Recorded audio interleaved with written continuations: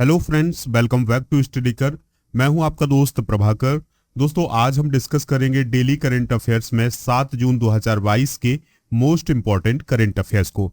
तो दोस्तों, आप इस लेक्चर को बहुत ही ध्यान से सुनिएगा, लास्ट तक सुनिएगा। लास्ट में आपसे कुछ क्वेश्चन पूछे जाएंगे, तो उनके आंसर आप कमेंट बॉक्स में जरूर दीजिएगा।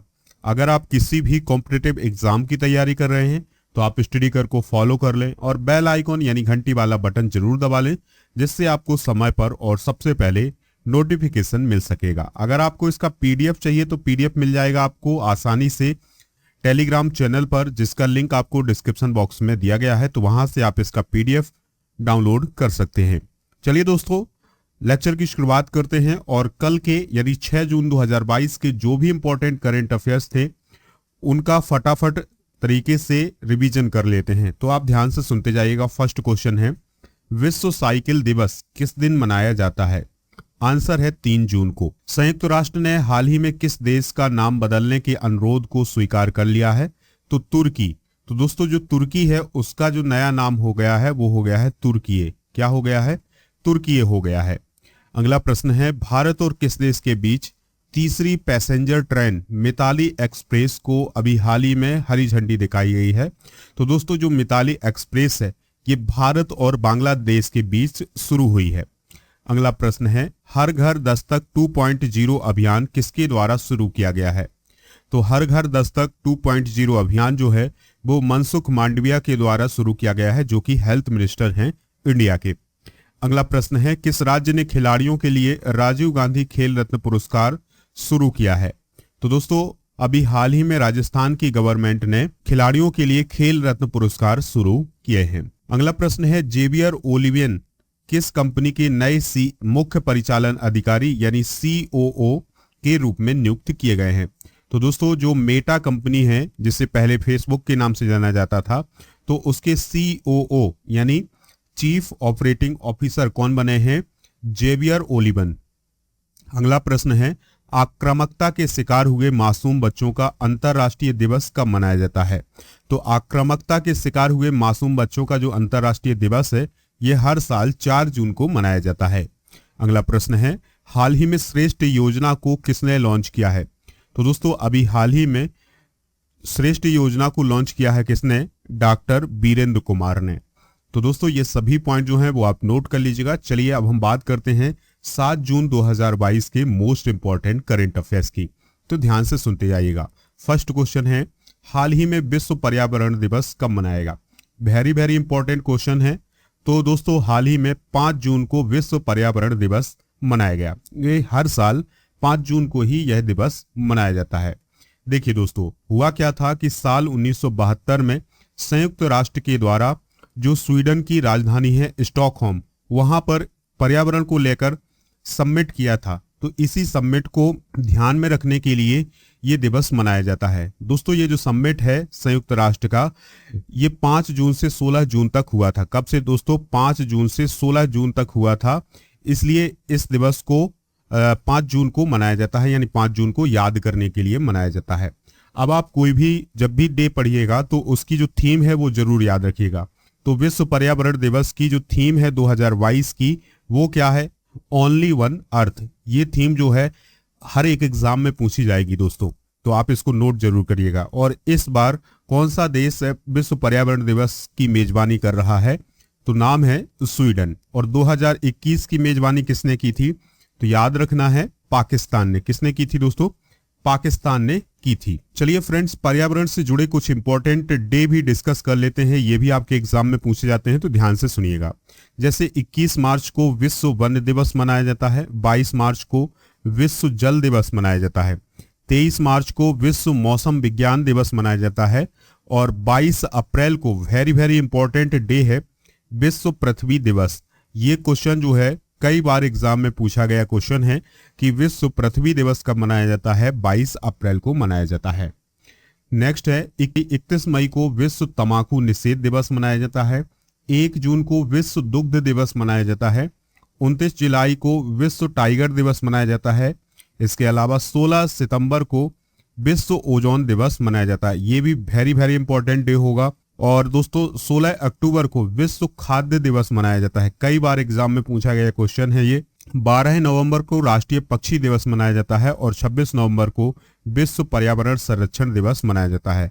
तो याद रखिएगा, 5 जून को मनाया जाता है विश्व पर्यावरण दिवस, लेकिन 26 नवंबर को मनाया जाता है विश्व पर्यावरण संरक्षण दिवस। तो ये पॉइंट जो है वो आप नोट कर लीजिएगा। चलिए फ्रेंड्स, नेक्स्ट क्वेश्चन देखते हैं। इंपॉर्टेंट क्वेश्चन है, 2022 में फ्रेंच टेनिस टूर्नामेंट का पुरुष सिंगल्स का खिताब किसने जीता है? तो ये जीता है स्पेन के राफेल नडाल ने। तो दोस्तों, स्पेन के टेनिस खिलाड़ी हैं राफेल नडाल। तो उन्होंने अभी हाल ही में फ्रेंच ओपन में पुरुष सिंगल्स का जो खिताब है वो अपने नाम किया है। तो वेरी वेरी इंपॉर्टेंट क्वेश्चन होगा, ये भी एग्जाम में पूछा जाएगा ये क्वेश्चन, तो इसको आप नोट डाउन जरूर करिएगा।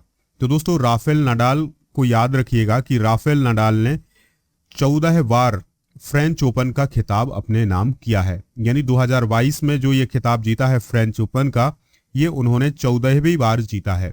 ठीक है, और याद रखना है कि फाइनल मुकाबले में 2022 में नॉर्वे के टेनिस खिलाड़ी कैस्पर रूड को हराया है उन्होंने। और इस जीत के साथ 36 साल के नडाल फ्रेंच ओपन के सबसे उम्रदराज चैंपियन बन गए हैं। इसके अलावा एक पॉइंट और वेरी वेरी इंपॉर्टेंट है कि दोस्तों, राफेल नडाल ने अब तक 22 ग्रैंड स्लैम खिताब अपने नाम किए हैं। कितने ग्रैंड स्लैम दोस्तों? 22 ग्रैंड स्लैम खिताब अपने नाम किए हैं। और सबसे अधिक ग्रैंड स्लैम खिताब जीतने वाले खिलाड़ी कौन हैं? राफेल नडाल हैं। ठीक है दोस्तों, ये तो बात हुई पुरुष सिंगल्स की। अब हम बात करें महिला सिंगल्स की। तो महिला सिंगल्स का जो खिताब है वो पोलैंड की विश्व नंबर 1 खिलाड़ी इगा स्विएटेक ने 4 जून 2022 को पेरिस में कोको गोफ को हराकर 2022 का फ्रेंच ओपन का जो महिला सिंगल्स का खिताब है वो अपने नाम किया है। ठीक है, तो ये 2 पॉइंट आपको बहुत इंपॉर्टेंट याद रखना है। फ्रेंच ओपन है, उसमें जो पुरुष सिंगल्स का खिताब है ये राफेल नडाल ने जीता है, जो कि कहाँ के हैं दोस्तों? स्पेन के हैं। और जो महिला सिंगल्स का खिताब है ये जीता है इगा स्विएटेक ने, जो कि कहाँ की हैं? पोलैंड की हैं। ठीक है, ये 2 पॉइंट जो है वेरी वेरी इंपॉर्टेंट है, इनको आप नोट डाउन जरूर करिएगा। देखिए दोस्तों, एक साल में 4 ग्रैंड स्लैम होते हैं। कौन कौन से? ध्यान से सुनिएगा। पहला होता है ऑस्ट्रेलियन ओपन। कौन सा होता है दोस्तों? Australian open. फिर उसके बाद होता है एक साल में दूसरा फ्रेंच ओपन, फिर होता है विंबलडन, और चौथा लास्ट में कौन सा होता है? US open. ठीक है दोस्तों, तो एक साल में कितने ग्रैंड स्लैम होते हैं? 4 होते हैं। पहला कौन सा होता है? ऑस्ट्रेलियन ओपन होता है। दूसरा कौन सा होता है? फ्रेंच ओपन होता है। तीसरा कौन सा होता है? विंबलडन होता है। और चौथा कौन सा होता है?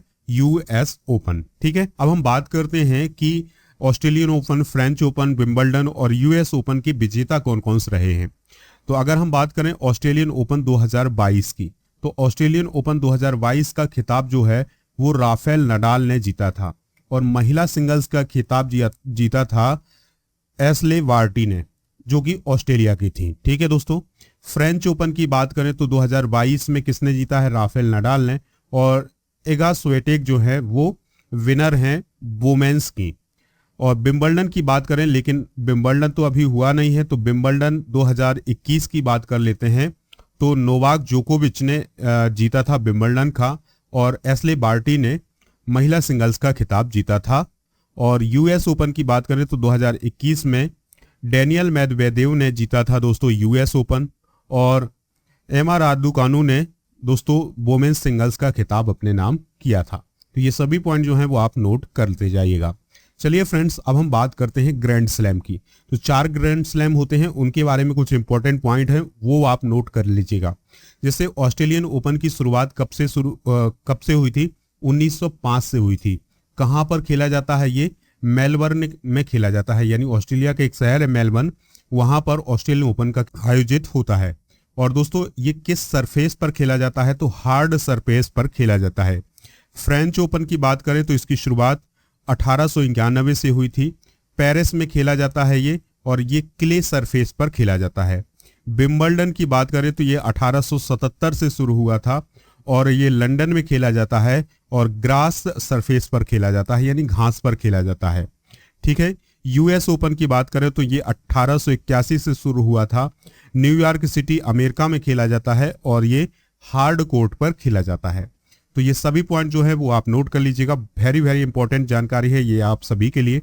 चलिए फ्रेंड्स, नेक्स्ट क्वेश्चन देखते हैं, इंपॉर्टेंट है, ध्यान से सुनते जाइएगा। किस राज्य के मुख्यमंत्री ने राज्य के कैबिनेट का पुनर्गठन किया है? तो दोस्तों अभी हाल ही में उड़ीसा के मंत्रिमंडल ने, यानी पूरे मंत्रिमंडल ने इस्तीफा दे दिया था। इसके बाद से उड़ीसा के जो चीफ मिनिस्टर हैं नवीन पटनायक, उन्होंने अपने कैबिनेट का पुनर्गठन किया है। तो उड़ीसा के मुख्यमंत्री कौन है दोस्तों? नवीन पटनायक। तो उन्होंने 5 जून 2022 को अपने 22 साल के लंबे कार्यकाल में सबसे बड़े कैबिनेट बदलाव को मंजूरी दी और 7 नए मंत्रियों और 3 महिलाओं सहित 21 मंत्रियों को उन्होंने शामिल किया है। उड़ीसा सरकार के सभी 20 मंत्रियों ने परिषद में फेरबदल करने के लिए 4 जून 2022 को इस्तीफा दे दिया था। उड़ीसा के राजनीतिक इतिहास में यह पहली बार है कि सभी मंत्रियों को पद छोड़ने का निर्देश दिया गया था।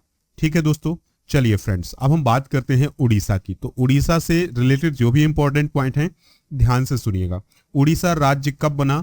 1 अप्रैल 1936 को, और 1 अप्रैल को याद रखिएगा उड़ीसा डे भी मनाया जाता है। गवर्नर कौन है वर्तमान में? गणेशी लाल हैं। चीफ मिनिस्टर कौन है? नवीन पटनायक हैं। और यहाँ पर विधानसभा की सीटें कितनी हैं? 147 हैं। लोकसभा की सीटें 21 हैं और राज्यसभा की सीटें कितनी हैं? 10 हैं। तो ये पॉइंट जो है नोट कर लीजिएगा। अगला प्रश्न है, यूनियन बैंक ऑफ इंडिया के नए एमडी और सीईओ के रूप में किसे नियुक्त किया गया है? तो दोस्तों यूनियन बैंक ऑफ इंडिया के नए एमडी और सीईओ बने हैं कौन? ए मणिमेखलाई। कौन बने हैं? ए मणिमेखलाई।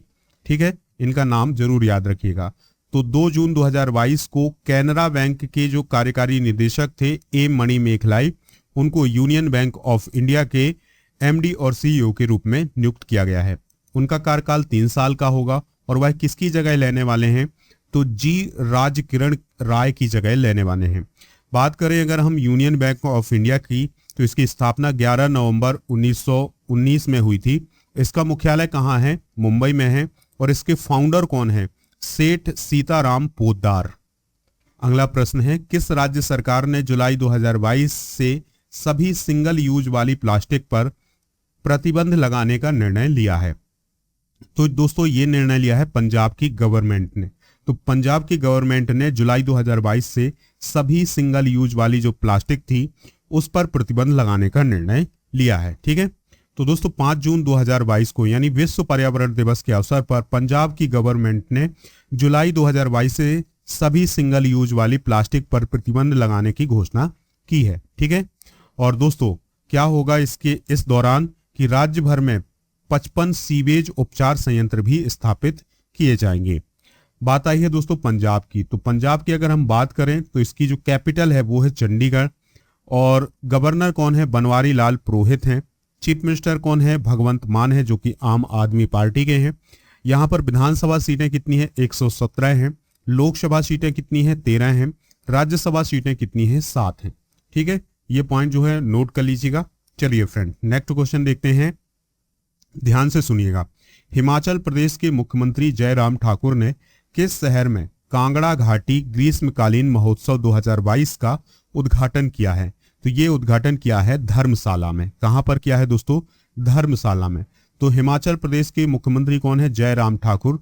तो उन्होंने 2 जून 2022 को धर्मशाला में कांगड़ा घाटी ग्रीष्मकालीन महोत्सव 2022 का उद्घाटन किया है।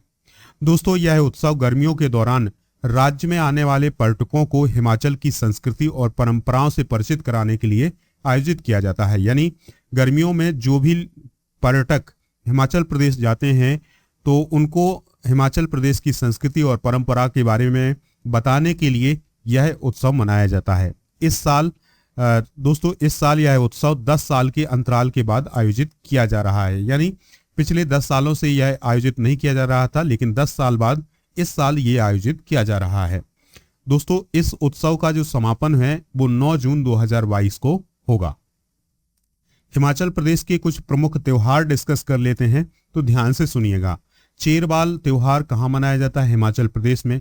गोची त्योहार भी, फुलेच त्योहार भी और फागुली त्योहार भी कहाँ मनाया जाता है दोस्तों? हिमाचल प्रदेश में। साजो, जागरा और हरियाली का त्योहार जो है ये हिमाचल प्रदेश में मनाए जाते हैं। ये सभी पॉइंट जो हैं वो नोट कर लीजिएगा। अगला प्रश्न है, भारत और किस देश ने रक्षा सहयोग को मजबूत करने के लिए एक विजन स्टेटमेंट को अपनाया है।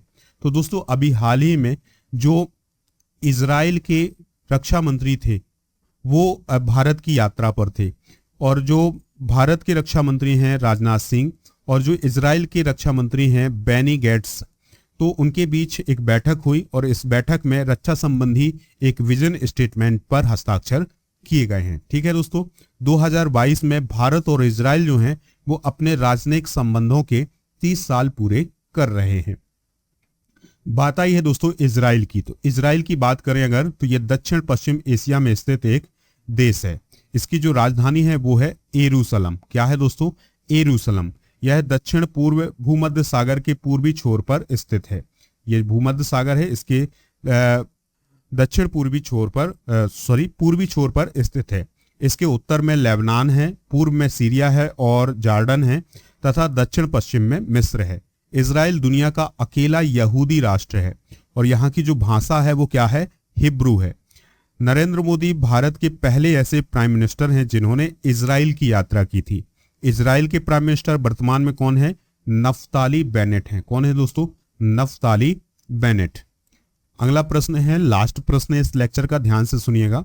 किस राज्य या केंद्र शासित प्रदेश ने कॉलोनियों और गलियों के नाम हरिजन शब्द की जगह उनका नाम बदलकर बाबा साहब अंबेडकर के नाम पर रखने का फैसला लिया है? यानी दिल्ली में दोस्तों याद रखिएगा कि दिल्ली में जो भी गलियां हरिजन के नाम के शब्द से जानी जाती हैं, अब उनको बाबा साहब अंबेडकर के नाम से जाना जाएगा, यानी उनका नाम अब बदला जाएगा। ठीक है दोस्तों, दिल्ली सरकार ने कॉलोनियों और गलियों के नाम से हरिजन शब्द हटाने का फैसला लिया है और उसके स्थान पर बाबा साहब अंबेडकर का नाम रखने का फैसला किया है। तो दोस्तों ये थे आज के मोस्ट इंपॉर्टेंट करंट अफेयर्स के क्वेश्चन।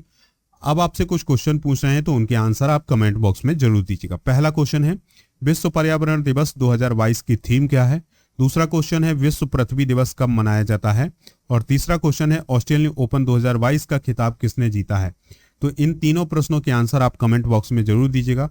राजा गुप्ता को अनअकैडमी पर फॉलो कर लीजिएगा और कोड यूज करिएगा राजा नंबर 1। और दोस्तों खबरी पर भी आप हमें फॉलो कर सकते हैं, यानी स्टडी कर को फॉलो कर सकते हैं। वहां पर आपको मोस्ट इंपॉर्टेंट ऑडियो लेक्चर मिलते हैं। अगर आपको ये लेक्चर पसंद आया है तो आप इसे लाइक कर दें, शेयर कर दें सभी दोस्तों को सभी सोशल मीडिया प्लेटफॉर्म पर। जय हिंद, वंदे मातरम।